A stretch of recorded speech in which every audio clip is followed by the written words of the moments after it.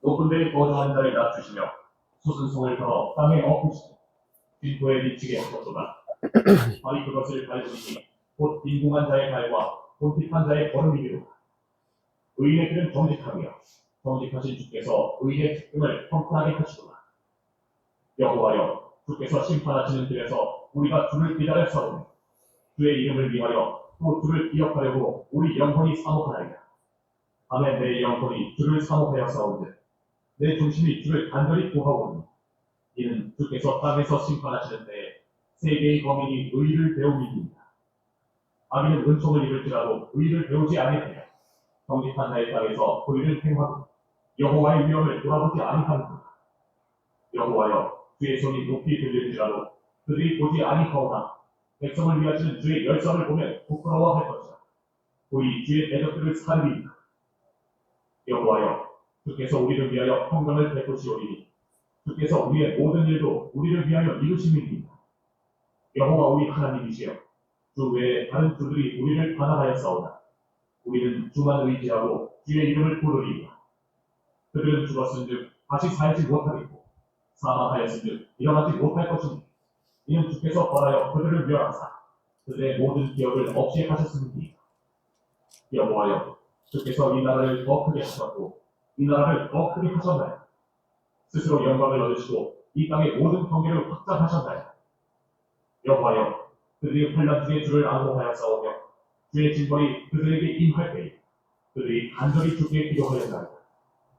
여호와여, 잉태한 여인이 산기가 임박하여 산고를 겪으며 부르짖음같이 우리가 주 앞에서 그와 같으니 우리가 잉태하고 산고를 통하였을지라도 바람을 낳은 것 같아서 땅의 구원을 베풀지 못하였고 세계의 거미를 출산하지 못하였나이다.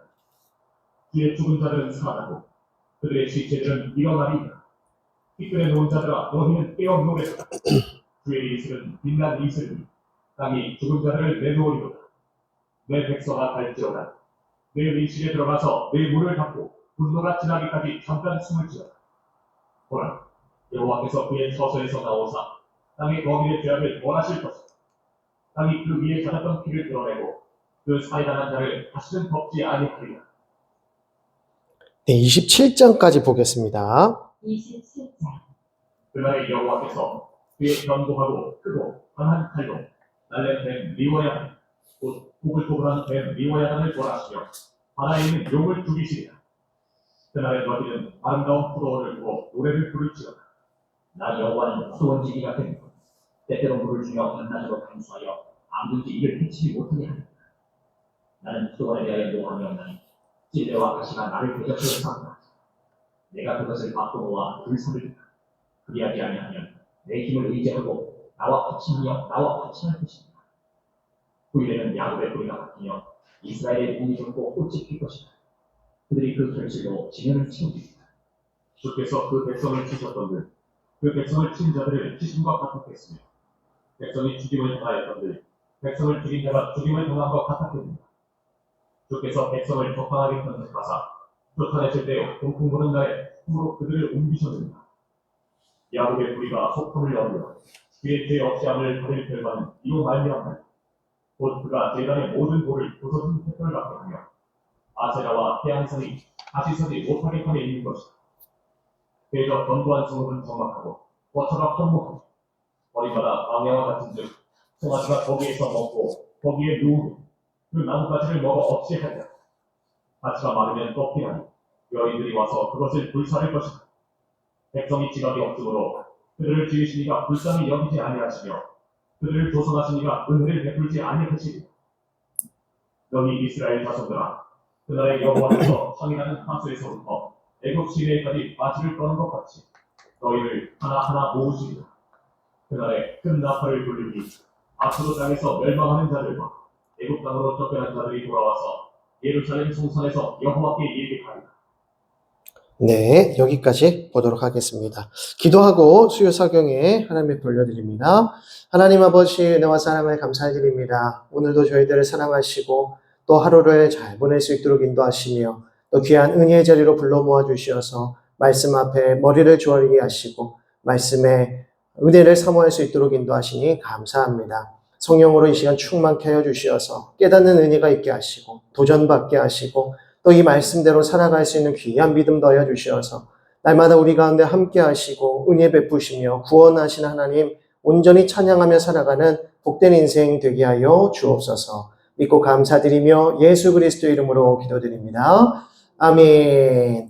우리 찬송가 200장 우리 가사를 생각하면서 함께 찬양하겠습니다.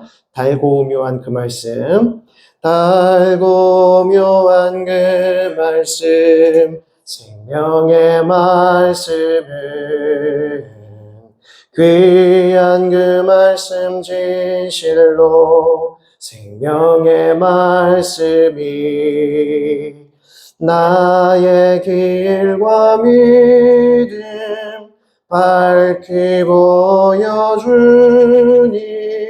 아름답고 귀한 말씀 생명샘이로다. 아름답고 귀한 말씀 생명샘이로다. 귀한 주님의 말씀은 내 노래 되도다. 모든 사람을 살리는 생명의 말씀을 값도 없이 받아 생명길을 가니 아름답고 귀한 말씀 생명샘이로다. 아름답고 귀한 말씀 생명샘이로다. 널리 울리어 퍼지는 생명의 말씀 마음의 용서와 평안을 골고루 주나니 다만 예수 말씀 듣고 복을 받네. 아름답고 귀한 말씀 생명샘이로다. 아름답고 귀한 말씀 생명샘이로다.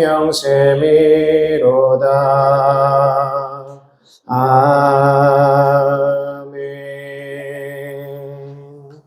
우리 하나님의 말씀 이사야 20장 1절에서 6절까지의 말씀을 보겠습니다. 이사야 20장 1절에서 6절까지의 말씀 우리 한 절씩 교독하여 읽겠습니다. 아수르의 사로곤 왕이 다르단을 아스돗으로 보내매 그가 와서 아스돗을 쳐서 취하던 해니라. 그때 여호와께서 아모스의 아들 이사야에게 말씀하여 이르시되 갈지어다 내 허리에서 그를 끄고 내 발과 신을 던지자 하시되 그가 그대로 벗음과 벗은 발로 다니니라. 여호와께서 이르시되 나의 종 이사야가 3년 동안 벗은 몸과 벗은 발로 다니며 애굽과 구스에 대하여 징조와 예표가 되었느니라. 이와 같이 애굽의 포로와 구스의 하나님 자가 아수르에게 돌아갈 때에 젊은 자나 늙은 자가 다 벗은 몸과 벗은 발로 물기까지 드러내어 애굽의 수치를 보이니 그들이 바라던 구스와 자랑하던 애굽으로 말미암아 그들이 놀라고 부끄러워할 것이라.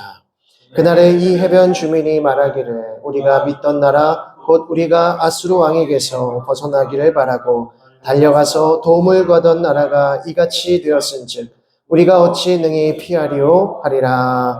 아멘. 우린 지난 시간까지 이사야 12장의 내용까지 보았습니다. 무려 3주 넘는 시간 동안 4주 가까운 시간 동안 12장을 공부한 셈인데요. 이사야 1장부터 12장까지 내용이 그만큼 중요한 내용으로 이제 가득하게 됩니다. 그런데 1장부터 12장까지의 내용을 보시면 이것은 이스라엘 심판에 관한 내용이었다라는 것이죠.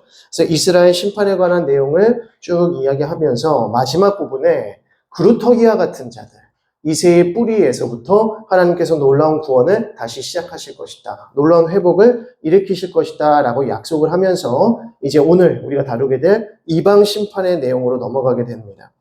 그래서 이제 먼저 이스라엘을 심판하시고 그리고 그 주위에 있었던 이방 나라를 심판하시는 이 장면이 등장하는데 결국 이방 나라 심판은 물론 이스라엘 주변 국가에 대한 심판의 내용만 나타나지만 결국에는 온 세계에 대한 심판이다 이렇게 이해하시면 됩니다.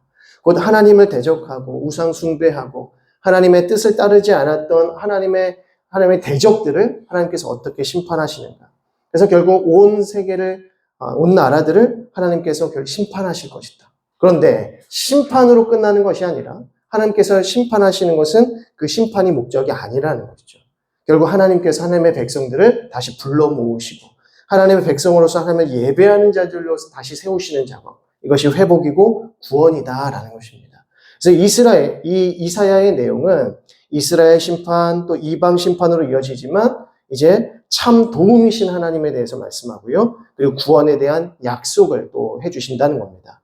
그러면서 이제 이사야의 후반부, 이제 66장까지의 내용을 쭉 보게 되는데 그 구원이 어떻게 이루어지는가? 곧 예수 그리스도 메시아를 통해서 우리에게 놀라운 구원이 이루어지더라는 것이 이제 후반부의 내용이 되겠습니다.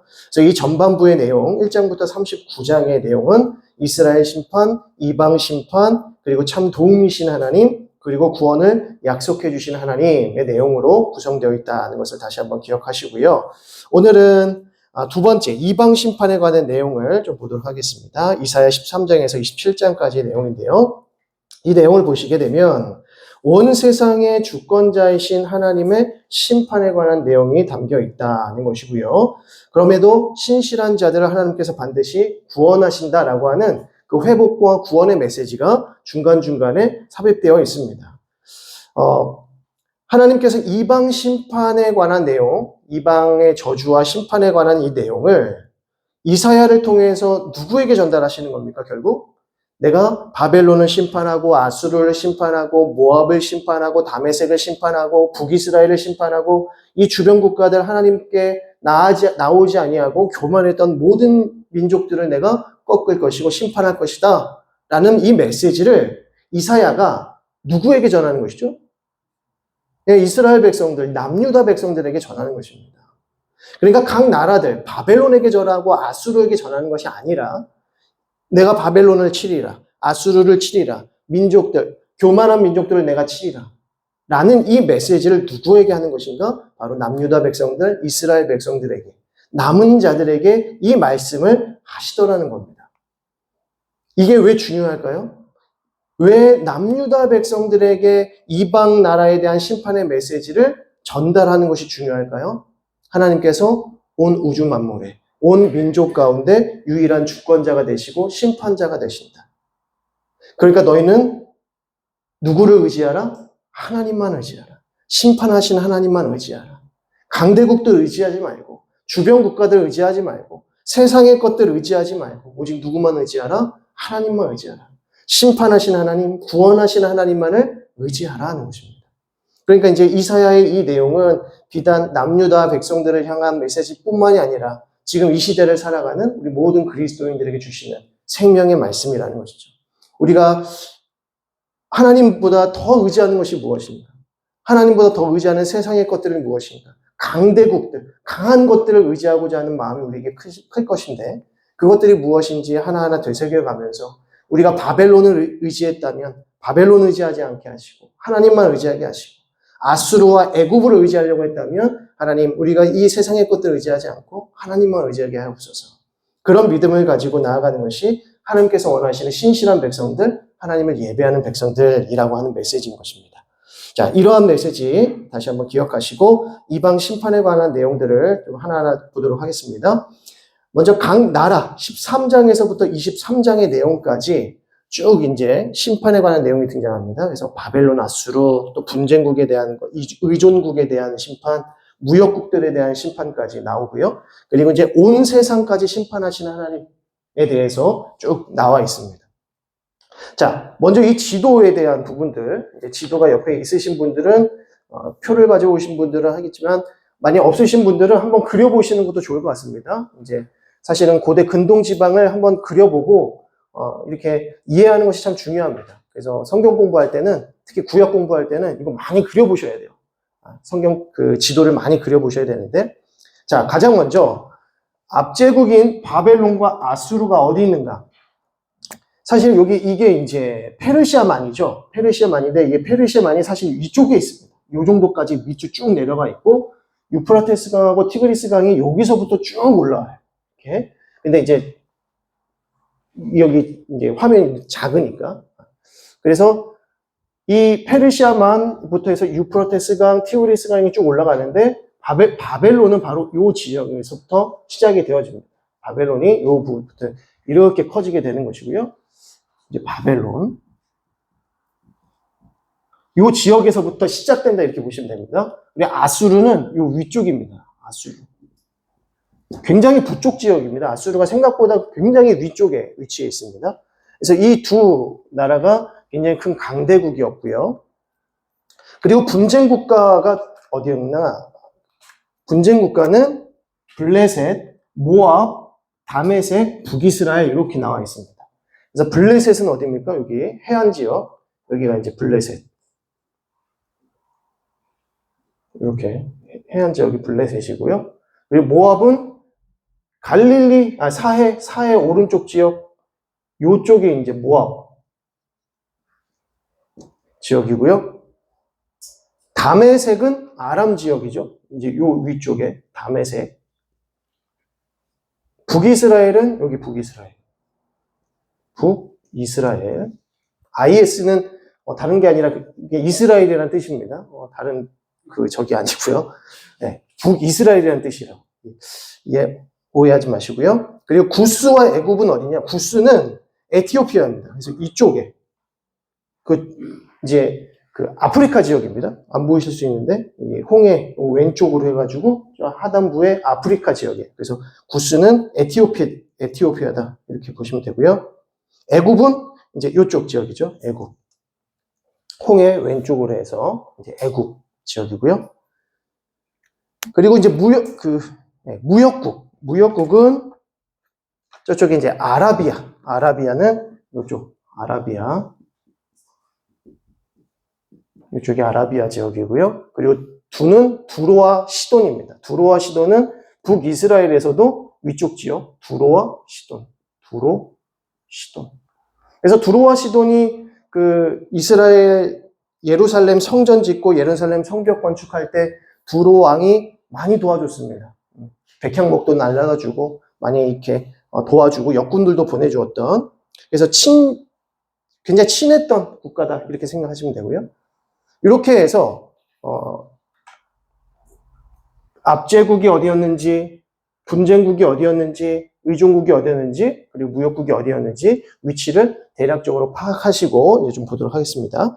제일 먼저 이제 압제국에 관한 메시지, 바벨론과 아수르에 관한 메시지인데 주로 바벨론에 관한 메시지다 이렇게 보시면 됩니다. 그래서 이사야 13장의 말씀을 좀 보시면, 아모스의 아들 이사야가 바벨론에 대하여 받은 경고라.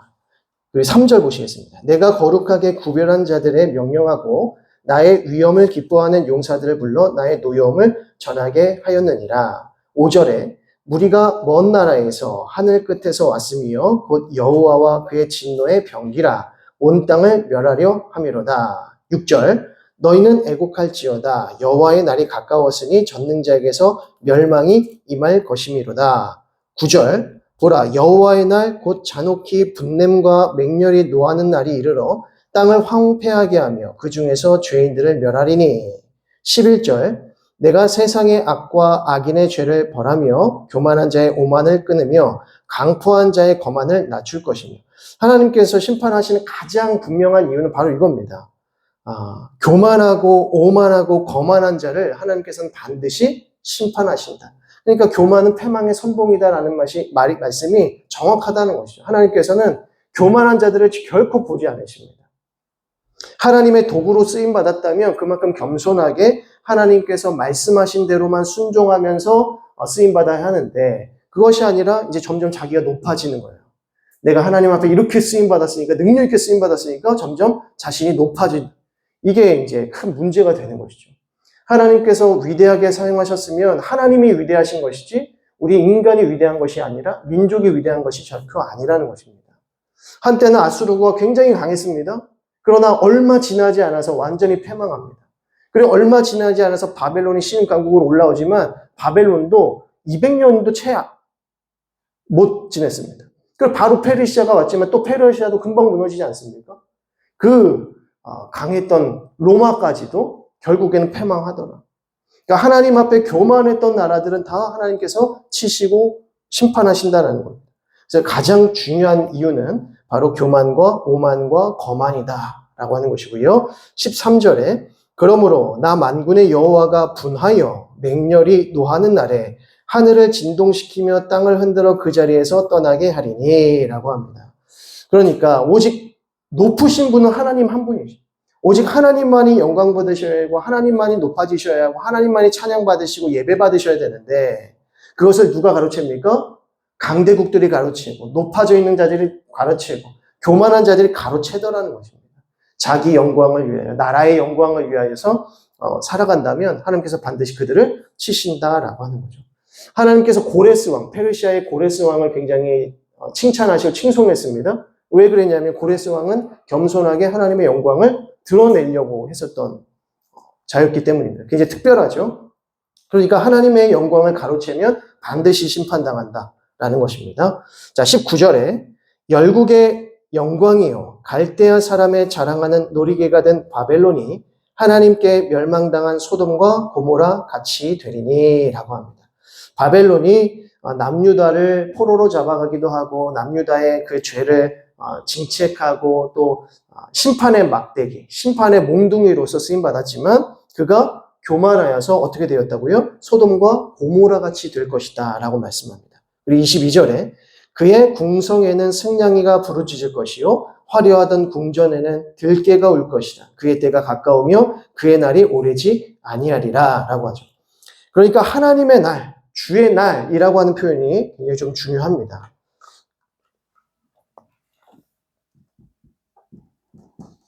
그날에 뭐 이런 표현이 많이 등장하는데 하나님께서는 하나님의 때, 하나님의 날에 반드시 심판하실 것이다 라는 메시지가 나오고요. 그리고 궁극적으로 온 우주 만물에 그리고 저와 여러분이 살아가는 이 세대와 이 시대의 주의 날은 언제입니까?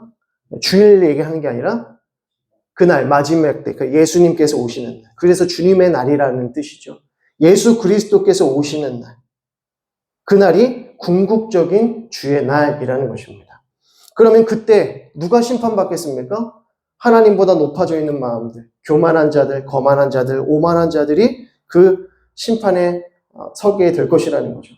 그런데 오만한 자들의 자리에 앉지 아니하고 거만한 자리에 앉지 아니할 수 있는 방법이 무엇입니까? 우리가 오직 여호와의 율법을 즐거워하는 인생, 하나님의 말씀을 즐거워하는 인생, 하나님의 말씀에 자복하는 인생, 순종하는 인생, 하나님께서 그들을 건지신다. 그래서 그들이 어떤 자이다? 남은 자요 그루터기와 같은 자다라는 것입니다. 그래서 우리가 계속 보시겠지만 그러한 자들 가리켜서 남은 자, 그루터기와 같은 자들, 하나님의 구원을 맛볼 자들을 어떻게 표현하고 있느냐?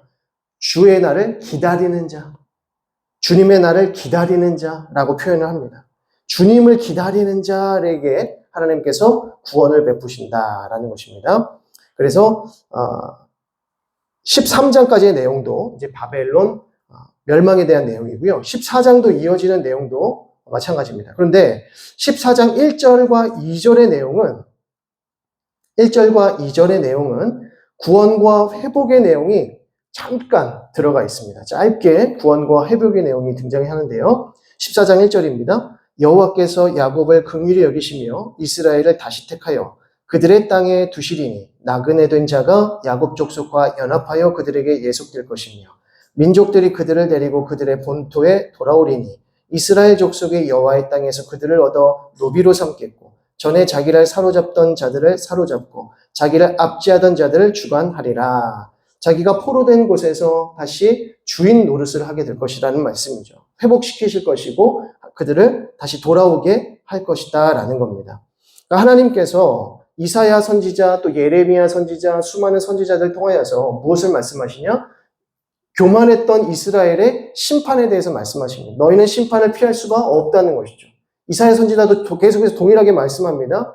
벌써 100년, 150년 전의 사역자임에도 불구하고 너희는 심판을 받게 될 것이다. 결코 심판을 피할 수 없게 될 것이다. 바벨론 포로로 끌려가게 될 것이다를 분명하게 예고한다는 것이죠. 그러면 이스라엘 백성들은 어떻게 해야 합니까? 물론 회개해야겠지만 하나님의 그 심판을 믿음으로 받아들여야 되는 것입니다. 그리고 포로로 끌려가야 합니다.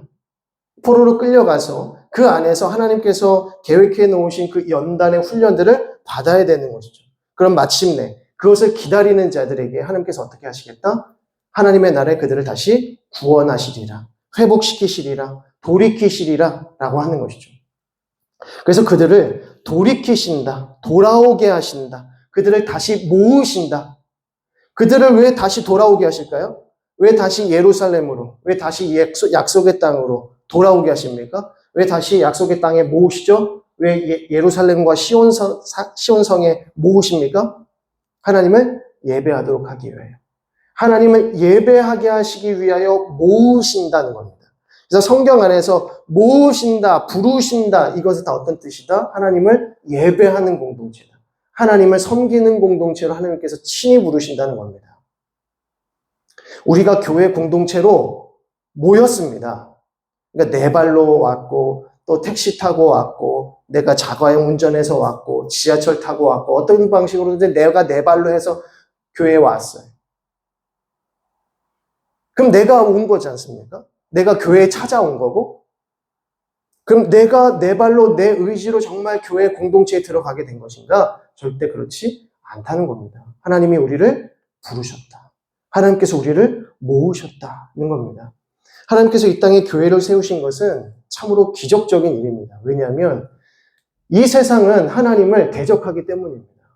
우리의 원죄는 처음부터 하나님을 대적하고 하나님을 미워하고 하나님을 우리 마음에 두기 싫어하는 것, 그것이 죄의 본질입니다. 그래서 로마서 말씀에 바울 사도가 계속해서 무엇을 말하냐면 하나님을 내 마음에 두기 싫어한다. 죄인들은 내 마음에 하나님 두기를 싫어함에 이러한 죄악들이 나타나더라 이렇게 말씀합니다.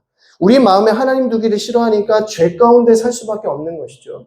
그러니까 진정한 원죄의 본질은 무엇이냐면 우리 마음에 하나님 두기를 싫어하고 이 마음에 무엇을 두는 것입니까? 내가 기뻐하는 것들로 채우는 것, 이게 우상이죠.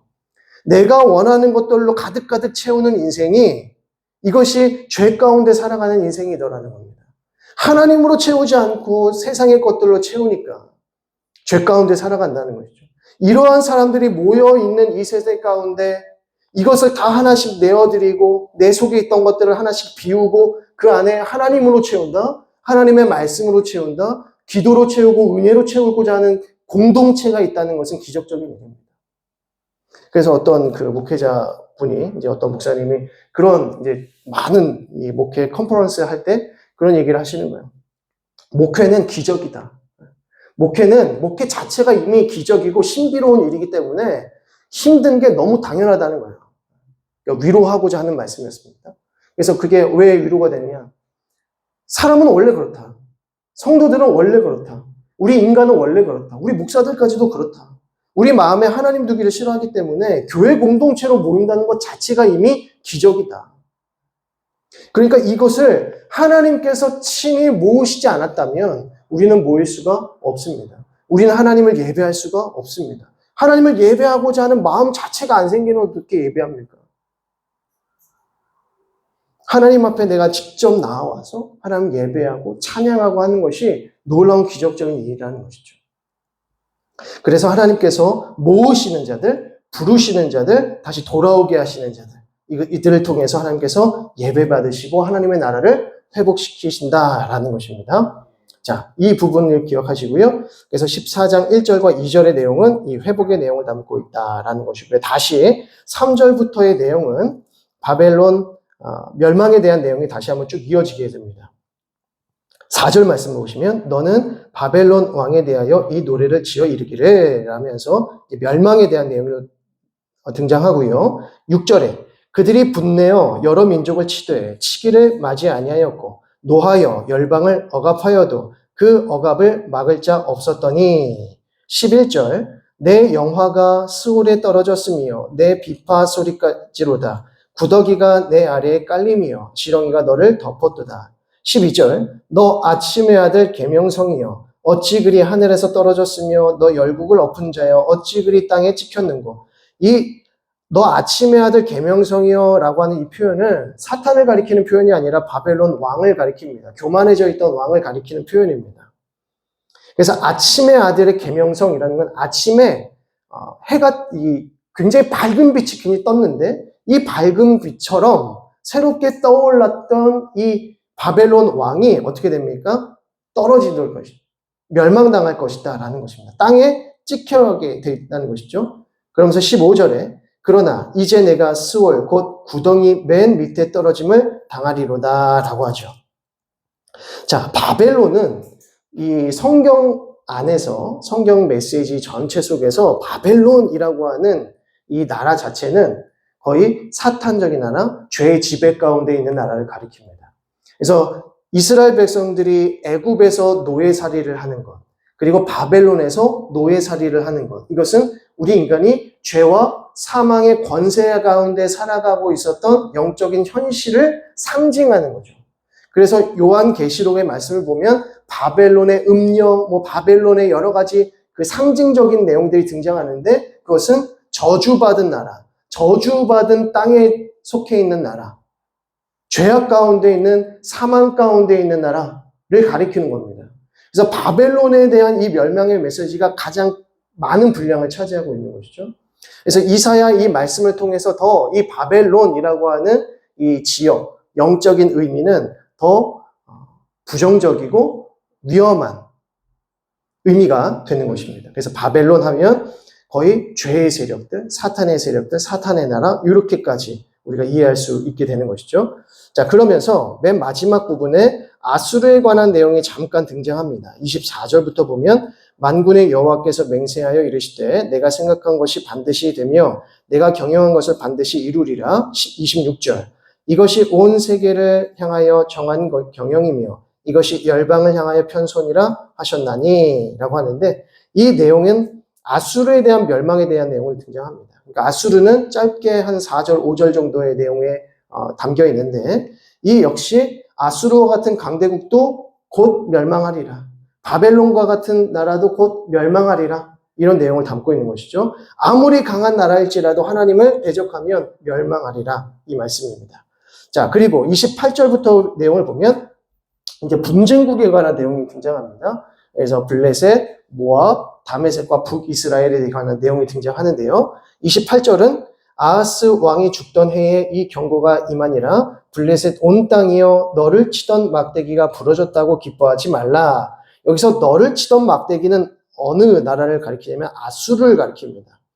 그러니까 아하스 시대에 여전히 아수르가 강대국으로서의 역할을 하고 있었고, 그리고 그 북쪽 지역만 계속해서 공격했던 것이 아니라 심지어 애국까지도 전쟁을 치렀을 정도로 그 고대 근동 지역을 다 장악하고자 했었던 나라였죠. 그래서 아수르가 북이스라엘과 남유다, 블레셋까지도 다 점령하고자 했었던 시대입니다. 그래서 블레셋 온 땅이여 너를 치던 막대기가 부러졌다고 기뻐하지 말라. 이게 무슨 말이죠? 아수르가 멸망당했다라고 기뻐하지 말라. 거기에서 또 뭐가 날 것이다?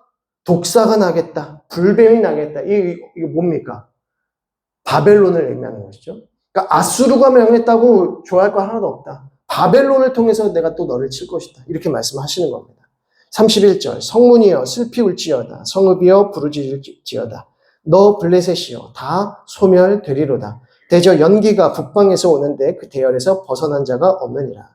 여러분 블레셋이 어떤 나라입니까? 블레셋은 사사시대부터 계속해서 이스라엘 백성들을 괴롭게 하던 나라였습니다. 그래서 삼손이 블레셋과 가장 크게 싸웠었죠. 그래서 삼손이 블레셋을 능히 이기지 못하니까 물론 많은 방백들을 죽이긴 했지만 블레셋 전체를 심판하지 못했습니다. 그 이후에 이제 사울 시대 때 다윗 시대에 이르기까지 블레셋이 계속해서 이스라엘을 괴롭게 합니다. 그런데 블레셋의 세력이 언제부터 약해지는가라고 했을 때 다윗 시대부터.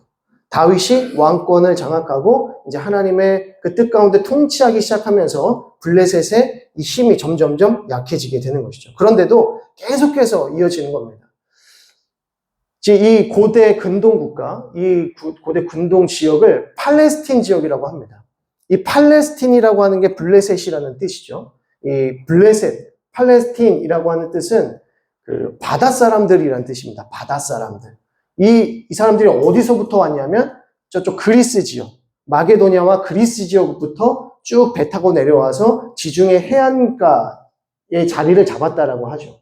그래서 사실은 그리스, 마게도냐의 그 용맹함을 가지고 있었던 나라가 블레셋입니다. 그러니까 굉장히 싸움을 잘했던 나라였다는 것을 알 수 있죠. 그래서 이 블레셋이 고대 근동국가에 굉장히 특히 북이스라엘과 남유다를 굉장히 많이 공격했었던 사람들입니다. 그래서 계속해서 분쟁이 끊이지 않았던 시대였고요. 그리고 15장부터 보시게 되면 모압에 관한 경고라. 하룻밤에 모압알이 망하여 황폐할 것이며 하룻밤에 모압 기르가 망하여 황폐할 것이라 라고 하죠. 모압도 사실은 모압은 이스라엘의 친족 국가입니다.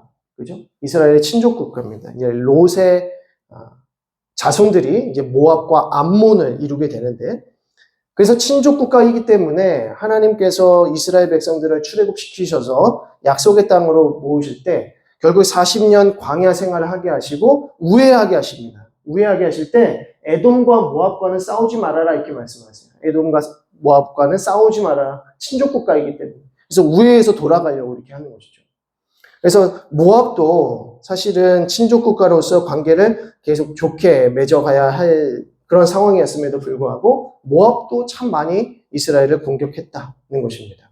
자, 그리고 16장의 내용을 보시면 16장의 내용에도 계속해서 모압에 관한 내용이 등장합니다. 근데 16장 1절과 5절은 별표를 한번 치시면 좋을 것 같습니다. 16장 1절과 5절 말씀. 너희는 이 땅 통치자에게 어린 양들을 들이되 셀레에서부터 광야를 지나 딸 시온산으로 보낼지니라. 또 5절에 다윗의 장막에 인자함으로 왕위가 굳게 설 것이요 그 위에 앉을 자는 충실함으로 판결하여 정의를 구하며 공의를 신속히 행하리라 라고 합니다. 여기서 보면 모압은 이스라엘의 친족 국가로서 결국 교만하여서 멸망당하게 될 것이지만 이들이 그 시온으로 돌아오리라 라고 하는 그 내용의, 회복의 내용의 메시지를 받게 됩니다. 그래서 여기서 다윗의 장막에 인자함으로 시온이 회복될 것이다. 공의가 회복될 것이다. 라고 하는 내용이 등장을 하는 것이죠. 그래서 모압에 대한 멸망의 내용을 말씀하시지만 그 가운데에서 이스라엘이 다시 회복될 것이다. 하나님께서 회복하실 것이다. 라고 하는 내용이 등장합니다. 자, 그리고 6절. 우리가 모압의 교만을 들었나니 심히 교만하도다. 그가 거만하여 교만하며 분노함도 들었거니와 그의 자랑이 헛되도다.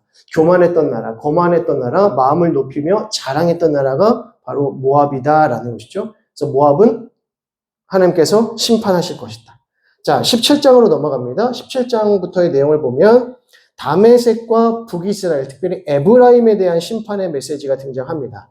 다메섹에 관한 경고라. 보라, 다메섹이 장차 성읍을 이루지 못하고 무너진 무더기가 될 것이라. 이 다메섹은 사실 아람 지역이었죠. 아람 나라, 아람 민족의 그 한 도시였습니다. 큰 도시로서. 3절, 에브라임의 요새와 다메섹 나라와 아람의 남은 자가 멸절하여 이스라엘 자손의 영광같이 되리라. 만군의 여호와의 말씀이니라. 다메섹과 에브라임, 곧 북이스라엘을 함께 심판하실 것이다 라고 합니다. 왜 그렇습니까? 이 아하스 왕 시대에 다메섹과 북이스라엘이 함께 연합해서 남유다를 공격하러 내려왔기 때문입니다. 우리가 같이 연합해서 아수르와 대적하자라고 했는데 이때 아하스 왕은 아수르와 난 대적하지 않겠다라고 선을 그었거든요. 그래서 다메섹과 북이스라엘이 손을 잡고 남유다를 먼저 치러 내려오는 겁니다. 그래서 이렇게 해서 그때 남유다를 공격하려고 했었던 것이죠. 근데 하나님께서는 이 아하스를 중심으로 한 이스라엘 백성들, 남유다 백성들에게 무엇을 말씀하십니까? 강대국들 의지하지 말아라. 애국 의지하지 말아라. 다른 국가들, 다른 민족들 의지하지 말아라. 오직 여호와 하나님만을 의지하라 라고 했습니다. 그래서 아하스가 그 말씀을 듣고 다른 것도 의지하지 않고 하나님만 의지하려고 했던 그 상황 속에서 쳐들어오는 겁니다. 그러니까 하나님께서 어떻게 하시겠어요? 보호하셔야 되지 않습니까?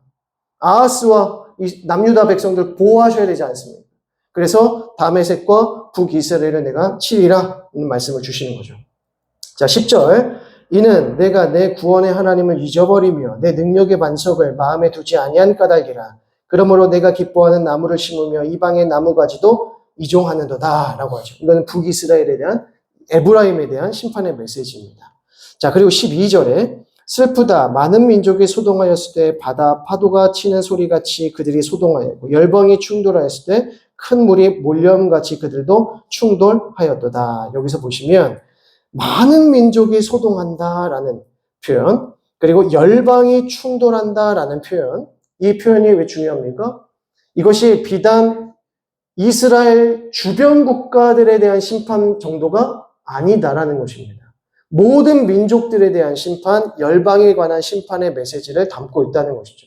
그러니까 하나님께서는 지금 남유다에게 이사야를 통하여서 모든 열방에 대한 심판의 메시지를 전하시지만 그것은 첫 번째로 누구에 대한 메시지이기도 합니까? 남유다 백성들, 하나님의 백성들에 대한 메시지이기도 하고 동시에 온 열방을 하나님께서 심판하실 것이다. 그러니까 하나님은 어떤 하나님이시다? 남유다의 하나님, 이스라엘 하나님, 작은 나라의 하나님이 아니라 온 우주 열방의 하나님이시다. 모든 것을 주관하시고 모든 것을 심판하시는 하나님이시다. 그래서 가장 높으신 하나님을 대적하는 모든 것들을 하나님께서 심판하신다라는 말씀을 하시는 거죠. 그러니까 하나님은 온 세상의 주권자가 되신다. 통치자가 되신다. 그러니까 이스라엘은 너희는 매우 작고 연약한 나라일지라도 온 우주의 주권자이시며 통치자이신 하나님 붙들면 너희는 반드시 승리한다. 내가 너희를 그렇게 불렀다. 내가 너희를 통해서 예배받기로 작정했다. 그러니까 너는 나를 의지해라 라고 하는 메시지가 되는 것이죠. 그러니까 열방에 대한 심판의 메시지는 결국 이스라엘 백성들에게 하나님이 어떤 분이신지를 드러내고자 하는 메시지인 것입니다.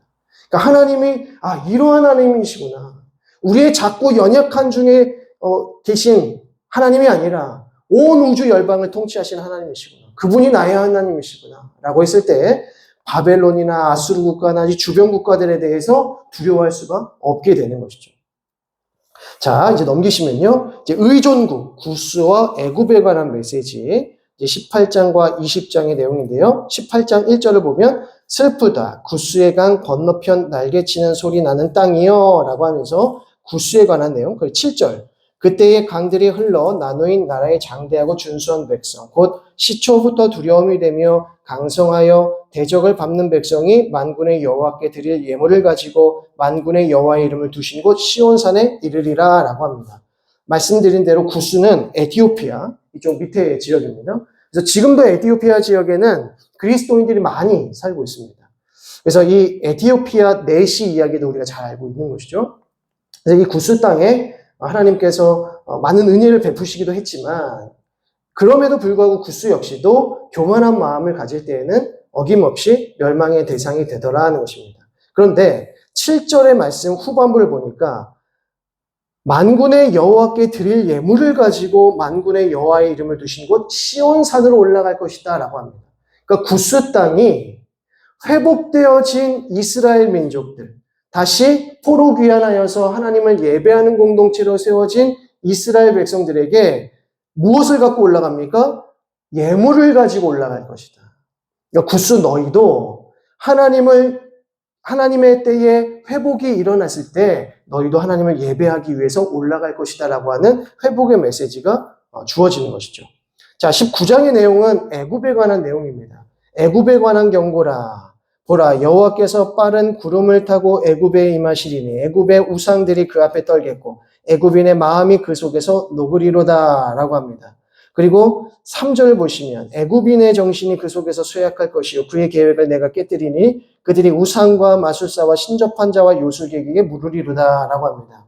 이 애굽은 참 많은 신을 섬기던 우상 국가였습니다. 많은 우상들이 있었던 것이죠. 그래서 하나님께서 모세를 통해서 10가지 재앙을 내리실 때도 이 10가지의 재앙이 결국 어떤 의미다? 우상에 관한 내용이다. 우상, 10가지의 우상에 대한 부분들을 하나님께서 다 치신다는 것을 말씀하시는 거죠. 너희는 이 10가지 재앙을 내리는 그 신들, 너희가 섬기는 그 우상들을 너희는 어떻게 하지도 못할 뿐더러 그들이 너희의 음성을 듣지도 않는다. 근데 하나님은 어떤 분이시냐? 하나님께서는 그것들을 통해서 치시고 그리고 거두시고 은혜를 베푸시는 분이다. 라는 것을 전하시는 거죠.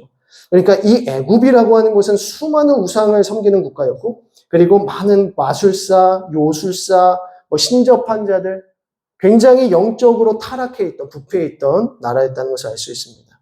4절에 내가 애굽인을 잔인한 주인의 손에 붙이리니 포악한 왕이 그들을 다스리리라. 주 만군의 여호와의 말씀이니라. 애굽인들이 교만한 마음으로 그 주변 국가들을 힘들게 했던 것처럼 특히 이스라엘 민족들을 힘들게 했던 것처럼 하나님께서는 강대국의 손에 애굽인들까지도 공격할 것이다. 심판하실 것이다. 라고 하는 것이죠. 자, 그러면서 이제 쭉 읽으시면 될 것 같고요. 20장의 내용을 보면 20장의 내용은 하나님께서 이사야에게 특별한 사명을 주셔서 특별한 사역을 하게 하시는데 2절 보겠습니다. 그때의 여호와께서 아모스의 아들 이사야에게 말씀하여 이르시되 갈지어다 내 허리에서 배를 끌고 내 발에서 신을 벗을지니라 하시매 그가 그대로 하여 벗은 몸과 벗은 발로 다니니라. 여호와께서 이르시되 나의 종 이사야가 3년 동안 벗은 몸과 벗은 발로 다니며 애굽과 구스에 대하여 징조와 예표가 되었느니라. 이와 같이 애굽의 포로와 구스에 사로잡힌 자가 아수르 왕에게 끌려갈 때에 젊은 자나 늙은 자가 다 벗은 몸과 벗은 발로 볼기까지 드러내어 애굽의 수치를 보이리니 라고 하죠. 그러니까 3년 동안 이사야가 벗은 몸, 벗은 발로 계속해서 생활했다는 것입니다. 근데 이것이 무엇의 예표가 됩니까? 애굽과 구스에 대한 심판의 예표가 되더라는 것이죠. 그러니까 이 이사야의 모습을 보면서 유다 백성들이 누구도 심판당할 것이다. 구스와 애굽도 심판당할 것이다. 누구에게? 아수르에게. 그러니까 아수르에게도 심판당할 애굽과 구스의 모습을 미리 보면서 이스라엘 백성들은 무엇을 생각해야 됩니까? 구스도 믿을 수 없고 애굽도 믿을 수 없고 아수르도 믿을 수 없다. 누구만 믿어야 된다? 하나님만 의지해야 된다. 그러니까 이사야가 몸소 3년 동안 그 사역을 하면서 무엇을 드러내고자 했는가? 하나님만 의지하라. 하나님만 바라보는 자들을 하나님께서 구원하실 것이다. 이 마음을 가지고 이렇게 했다는 거죠. 안 그러면 이걸 우리가 제대로 해석할 방법이 없습니다. 하나님께서 너무 하시지. 아니 어떻게 사역자에게 이렇게 힘든 사역들을 맡기실까? 근데 하나님만 바라보라 라고 하는 메시지가 된다는 것입니다. 자, 그러면서 21장의 내용을 보게 되면 21장 1절에 해변 광야에 관한 경고라 라고 하면서 9절에 보소서 마병대가 쌍쌍이 오나이다 하니 그가 대답하여 이르되 함락되었도다 바벨론이여 그들이 조각한 신상들이 다 부서져 땅에 떨어졌도다 하시도다 라고 합니다. 지금 이 해변 광야가 어디냐? 해변 광야. 여기서 지금 표기를 안 했는데 해변 광야는 여기 지역을 말합니다. 그래서 여기를 네게부 광야라고 합니다. 네게부 광야. 네게부 광야를 해변 광야라고 부르는 것이죠. 이 네게부 광야에서 이스라엘 백성들이 이제 광야 생활을 하기도 했고요. 그리고 가데스 바네아 사건이 있었던 것도 바로 이 네게부 해변 광야에서 있었던 일입니다. 여기도 이제 심판의 대상이 된다는 것을 알 수가 있는 것이고요. 자, 11절 보시면 두마에 관한 경고라 있는데 두마는 어디냐면 에돔입니다. 에돔은 모압 밑에 있는 여기 에돔. 그래서 세일산을 중심으로 하고 있는 이 에돔이 두마입니다. 그래서 11절 보면 두마에 관한 경고라 사람이 세일은 세일산입니다. 나를 부르되 파수꾼이여 밤이 어떻게 되었느냐 파수꾼이여 밤이 어떻게 되었느냐 파수꾼이 이르되 아침이 오나니 밤도 오리라 내가 물으려거든 물으라 너희는 돌아올지니라 하더라 라고 합니다. 지금 계속해서 파수꾼을 부릅니다. 파수꾼이여 어떻게 되었느냐 파수꾼이여 어떻게 되었느냐 이게 무슨 말일까요? 파수꾼은 뭡니까? 보초병을 말하죠. 그러니까 보초병에게 계속 묻는 겁니다. 지금 혹시나 비상적인 일이 일어나진 않았느냐? 누가 쳐들어오고 있진 않느냐? 아무 일도 없느냐? 이걸 계속 묻는 겁니다. 왜 그렇죠? 위태로우니까. 하나님의 심판과 하나님의 멸망이 곧 오리라고 하는 것을 파수꾼들에게 계속해서 일깨우는 겁니다. 자, 22장으로 넘어갑니다. 22장을 넘어가면 환상의 골짜기에 관한 경고라라고 하는데요. 이 환상의 골짜기는 예루살렘을 가리킵니다. 그래서 5절의 말씀에 환상의 골짜기에 주 만군의 여호와께로부터 이르는 소란과 발핌과 혼란의 날이요 성벽의 무너뜨림과 산악에 사무쳐 부르짖는 소리로다. 8절에 그가 유다에게 덮였던 것을 벗김에 9절 너희가 다윗성에 무너진 곳이 많은 것을 보며 너희가 아랫못에 물을도 모으며 또 예루살렘의 가옥을 개수하며 그 가옥을 헐어 성벽을 견고하게도 하며 너희가 또 옛 못의 물을 위하여 두 성벽 사이에 저수지를 만들었느니 이 얘기는 무엇이냐면 예루살렘까지도 멸망당한다라는 뜻입니다. 그래서 12절을 보면 그날에 주 만군의 여호와께서 명령하사 통곡하며 애곡하며 머리털을 뜯으며 굵은 배를 띠라. 지금까지 계속해서 두로와 시돈 애국 구스와 애국 그리고 네게브 광야에 대한 내용까지 쭉 오면서 심판이 이를 것이다. 그리고 두마엘과 같이 이제 지금 에돔까지 온 겁니다. 심판이 올 것이다 이렇게 얘기해요. 자 보시면 바벨론에게 심판이 올 것이다. 아수르에게 올 것이다. 그리고 다메섹, 모압, 에돔, 네게브에게 올 것이다. 그러면서 점점 어디로 누구에게 대한 심판으로 오는 겁니까? 예루살렘에 대한 심판으로 다시 온 겁니다. 그러면서 예루살렘에게 뭐라고 하면 너 금방 이제 곧 너도 심판당할 것이다. 너도 심판당할 것이다. 어떻게 하라? 12절에 굵은 배를 띠라. 무슨 말이죠? 회개하라. 겸비하라. 겸손하라. 하나님만 바라보라. 라고 하는데요. 그런데 13절 별표를 한번 치시면 너희가 기뻐하며 즐거워하여 소를 죽이고 양을 잡아 고기를 먹고 포도주를 마시면서 내일 죽으리니 먹고 마시자 하는도다 라고 합니다. 이거 무슨 내용입니까? 너희가 기뻐하며 즐거워하여 소를 죽이고 양을 잡아서 이거 뭐 어떻게 했다고요? 먹고 마시는 데 썼다는 겁니다. 그러면서 우리가 어차피 내일 죽을 건데 지금 당장 먹고 즐기고 놀자. 내일 멸망당하는데. 근데 12절에 하나님께서 뭐 하라 그러셨죠? 너희에게 멸망이 지금 다가오니까 뭐 해라? 굵은 배를 띠라. 회개하라. 겸손을 취하라. 근데 뭐 하는 겁니까? 어차피 멸망당할 건데 먹고 놀자는 겁니다. 14절 만군의 여호와께서 친히 내 귀에 들려 이르시되 진실로 이 죄악은 너희가 죽기까지 용서하지 못하리라 하셨느니라. 주 만군의 여호와의 말씀입니다. 회개하라고 했는데 회개하지 않는 겁니다. 오히려 어차피 죽을 거. 이게 현대사회의 모습이 아닌가라는 생각을 하는 것이죠. 저도 이 말씀을 이렇게 쭉 묵상하면서 회개하라고 하시고 하나님께서 돌이키라고 하시고 하나님 바라보라고 하시고 또 수많은 교회들을 세우셔서 하나님께서 복음을 전파하게 하시고 또 하나님의 그 살아계심에 대해서 계속해서 드러내시고 계시는 가정 속에서 현대사회의 지식인들 수많은 똑똑한 사람들은 뭐 하는 겁니까?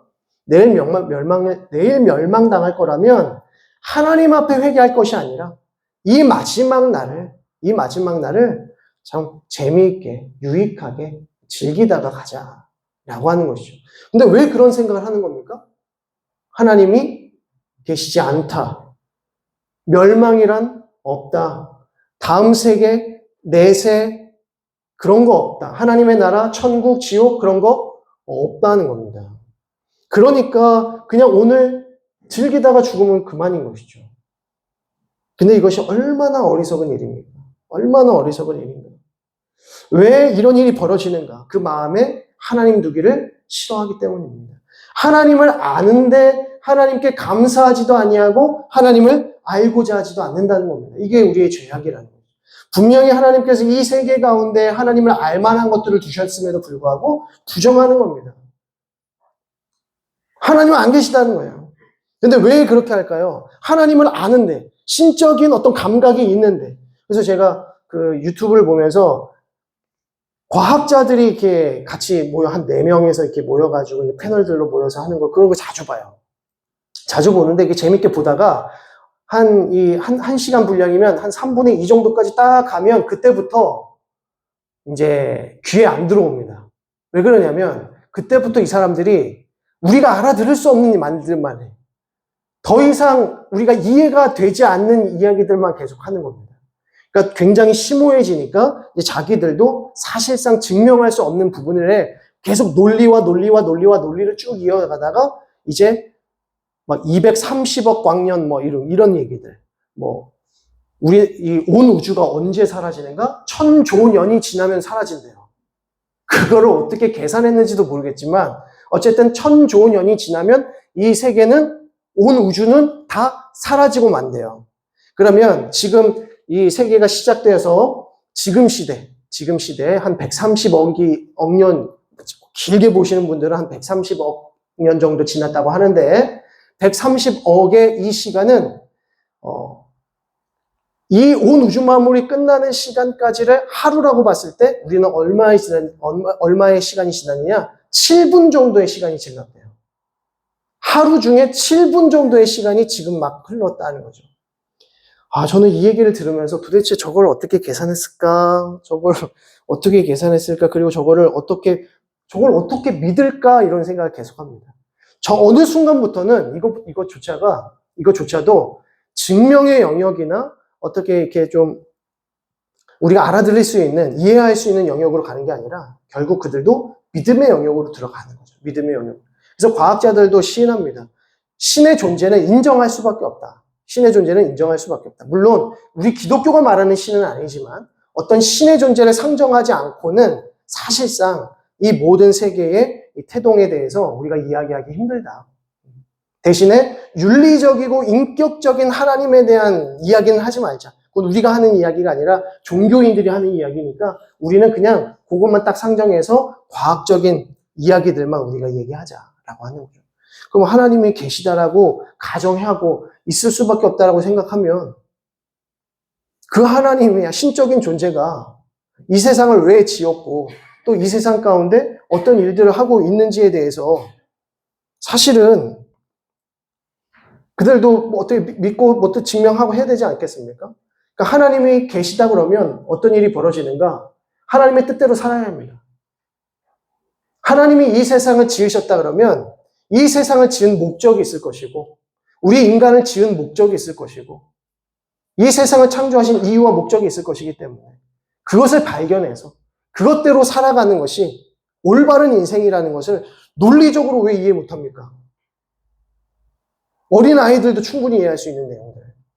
근데 그렇게 하기 싫은 거죠. 하나님을 마음에 두기도 싫어하고 하나님을 마음에 두었다고 해서 그대로 실천하면서 하나님의 뜻대로 순종하며 살기는 더 싫은 겁니다. 그것이 바로 죄악된 인간의 마음이고 교만한 마음이고 거만한 마음인 것이죠. 그러니까 하나님께서 그러한 자들을 치시겠다는 겁니다. 하나님께서는 계속해서 말씀을 주시고 계속해서 하나님의 살아계심을 증거해 주고 계시는데 믿지 않으면, 돌이키지 않으면, 그래서 날마다 기뻐하며 즐거워하면서 손을 잡고 술을 마시고 내일 죽을 거니까 즐기다 죽자라고 하는 사람들은 하나님께서 어떻게 그냥 놔두시겠냐. 내가 분명히 굵은 배를 띠라고 말했는데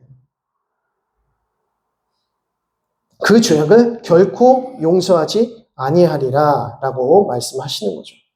자, 23장의 내용을 보게 되면 두로와 시돈에 대한 경고의 말씀입니다. 두로와 시돈이라고 하는 나라는 이제 해상 국가였죠. 해상 민족이었는데요.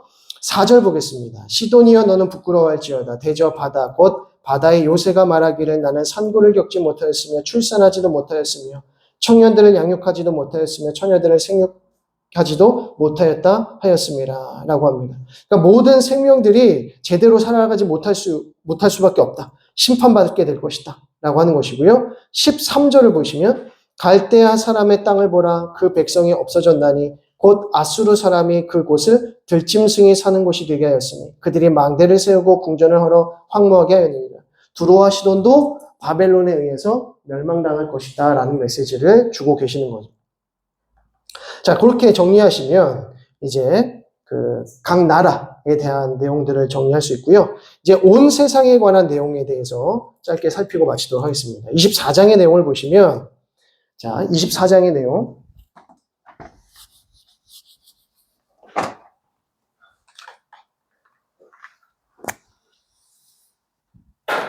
24장, 25장,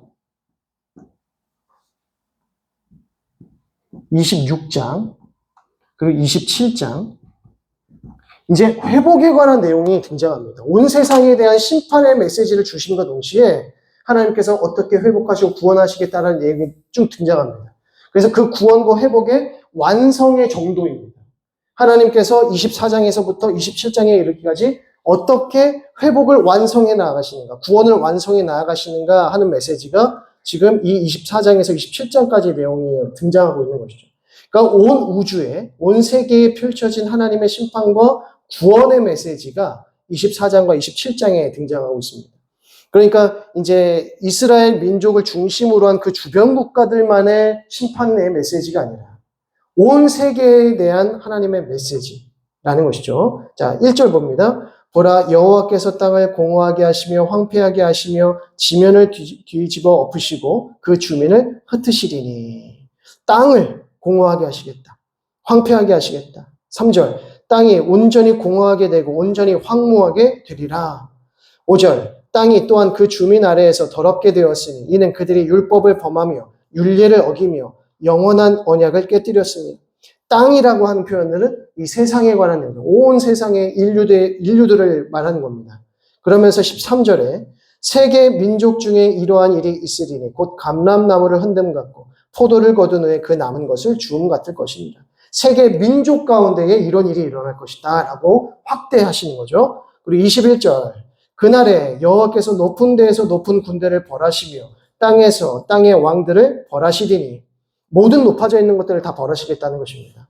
그들이 죄수가 깊은 옥에 모임같이 모이게 되고 옥에 갇혔다가 여러 날 후에 형벌을 받을 것이다. 그때에 달이 수치를 당하고 해가 부끄러워하리니 이는 만군의 여호와께서 시온산과 예루살렘에서 왕이 되시고 그 장로들 앞에서 영광을 나타낼 것임이라 라고 합니다. 이 시온산과 예루살렘의 영광을 회복하시는 날은 첫 번째로 예수 그리스도의 재림의 날, 예수 그리스도의 죽으심과 그 구속의 날로 인함이지만 더 나아가서 예수님께서 다시 이 땅 가운데 재림하시는 날을 또 가리키기도 합니다. 그러니까 그 날에는 모든 높아져 있는 것들이 수치를 당하고 옥에 갇히고 형벌을 받게 될 것이다. 그래서 요한계시록을 우리가 해석하고 요한계시록을 이해할 때는 반드시 선지서의 내용과 같이 봐야 됩니다. 선지서의 내용과 같이 이렇게 연결지어서 이해하지 않으면 절대 요한계시록은 제대로 해석할 수가 없습니다. 그리고 이 선지서의 이 메시지는 무엇을 가지고 해석하면서 나가야 됩니까? 역사서에 대한 내용들. 그래서 하나님께서 창세기부터 시작하셔서 열왕기까지의 내용들을 쭉 나타나셨잖아요. 이게 이 역대기 이야기 아닙니까? 이 가운데서 하나님께서 어떻게 하나님의 나라를 이루어 가시는지에 대한 내용들을 우리가 쭉 훑어보면서 그렇게 살지 않았던 이스라엘 백성들과 모든 교만한 자들을 하나님께서 어떻게 심판하시고 다시 회복시키시는가, 이게 바로 선지서의 말씀입니다. 그리고 이 선지서의 말씀을 가지고 요한계시록 해석하면서 예수님께서 장차 오시는 그날까지 우리는 어떤 준비를 해야 되는가, 교회는 어떤 준비를 해야 되는가 라고 했을 때 선지자들을 통해서 이 구약의 이스라엘 백성들에게 해주셨던 그 메시지를 이 요한계시록을 통해서 교회에게 주는 메시지로 받아야 되는 겁니다. 그냥 요한계시록 말씀만 가지고 우리가 해석하고 하면 절대 온전히 해석할 수가 없다는 것이죠. 선지서의 그 빛에 비추어서 요한계시록을 해석해야 됩니다. 왜냐하면 너무나도 유사한 구절들이 많이 있기 때문에 그렇습니다. 자, 지금 이 내용은 하나님께서 1차적으로는 예수 그리스도의 오심을 통해서, 2차적으로는 예수 그리스도의 재림을 통해서 이루실 하나님의 영광, 예루살렘의 영광을 말씀합니다. 그리고 25장을 보면 여호와여 주는 나의 하나님이시라 내가 주를 높이고 주의 이름을 찬송하오리니 주는 기사를 옛적에 정하신 뜻대로 성실함과 진실함을 행하였습니다. 여기서부터 이제 찬송이 나타나는 것이죠. 왕이신 하나님께서 정복하시고 이 만민에게 하나님께서 찬양을 받으실 것이다 라는 것이 25장의 내용입니다. 그리고 26장의 내용을 보면 구원받은 자들의 신실함, 그러니까 심지가